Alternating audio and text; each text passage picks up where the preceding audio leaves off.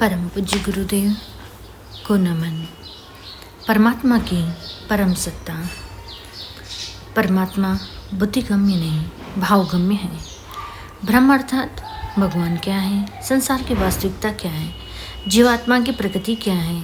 इन तीन प्रश्नों के माध्यम से ईश्वर, जीव और प्रकृति की वास्तविकता को समझने का प्रयास किया जाता है। ईश्वर की महिमा अपरंपार है। उपनिषद में आता है कि जो व्यक्ति यह कहता है कि वह ईश्वर को समझ चुका है तो समझो वह झूठ बोल रहा है, क्योंकि इतने विशाल ब्रह्मांड की रचना करने वाले को पूरी तरह समझना संभव ही नहीं है। इसके विपरीत जो व्यक्ति कहता है कि वह ईश्वर को समझ ही नहीं सका, तो ऐसे व्यक्ति ने तो स्वीकार कर ही लिया है कि ईश्वर को समझा नहीं जा सकता। ईश्वर को समझने से अधिक आवश्यकता है ईश्वर से प्रेम करने की। ईश्वर को समझने का प्रयास और ईश्वर से प्रेम दोनों ही कार्य संसार की वास्तविकता और जीवात्मा की मूल प्रकृति को समझने से संभव हो सकते हैं। ईश्वर, जीव और प्रकृति का सत्य स्वरूप क्या है? क्या इन तीनों की पृष्ठभूमि में कोई एक समान तत्व है या ये तीनों अलग अलग स्वतंत्र सत्ताएं हैं? अर्जुन जब युद्ध के दृश्य को देखकर किम कर्तव्य विमूढ़ हो रहा था, तब वह समझ नहीं पा रहा था कि युद्ध करना चाहिए या नहीं। ऐसी परिस्थिति में योगीराज श्री कृष्ण ने अपने ज्ञान के बल पर वैदिक जीवन पद्धति का सार गीता के रूप में अर्जुन के समक्ष प्रस्तुत किया। गीता का सारांश यही है कि व्यक्ति को निष्काम भाव से अपने विवेक का प्रयोग करते हुए अपने सामने आने वाले कर्म को संपन्न करना चाहिए। कर्म के परिणाम स्वरूप मिलने वाले फल पर ध्यान नहीं देना चाहिए। इस सिद्धांत के अनुसार चलने वाले व्यक्ति की सीधी और सुदृढ़ आस्था ईश्वर के प्रति बन जाती है। योग दर्शन में इसी आस्था को ईश्वर प्राणिदान अर्थात ईश्वर के प्रति पूर्ण समर्पण के रूप में व्यक्त किया गया है। ईश्वर के प्रति पूर्ण समर्पण केवल ज्ञान या समझ के आधार पर नहीं आ सकता। इसके लिए ईश्वरीय शक्ति के प्रति एक निर्मल प्रेम भाव भी आवश्यक है। ईश्वर के प्रति निर्मल प्रेम भाव ही गीता का योग दर्शन है। यही प्रेम भाव वेदांत और चारों वेदों का सार है।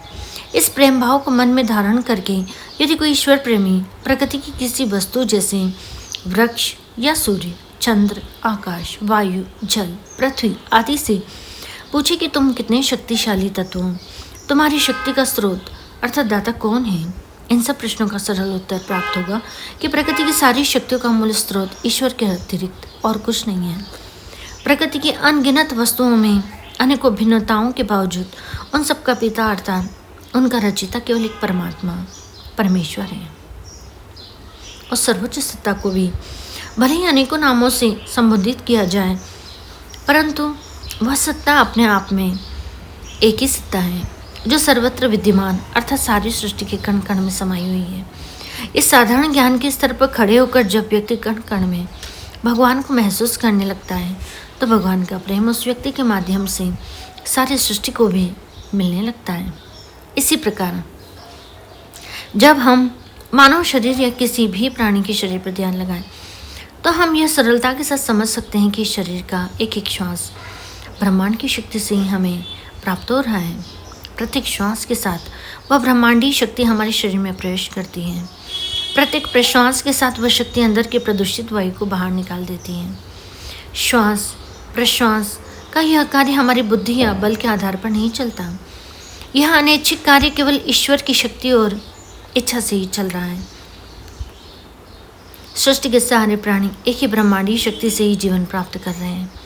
बाहर दिखाई देने वाली अनेकों भिन्नताओं, भिन्न भिन्न मत पंथ, भिन्न भिन्न योनि रूप, नर या मादा आदि के बावजूद हम सबके जनक और श्वासों के माध्यम से पालन करता केवल एक ही सर्वोच्च सत्ता है, जिसे हम ईश्वर कहकर प्रेम से अभिभूत हो जाते हैं। इस प्रेम के बल पर जब हम सृष्टि के अन्य जीवों को देखते हैं, तो भगवान का प्रेम हमारे माध्यम से उन सब जीवों को भी स्वाभाविक रूप से मिलने लगता है।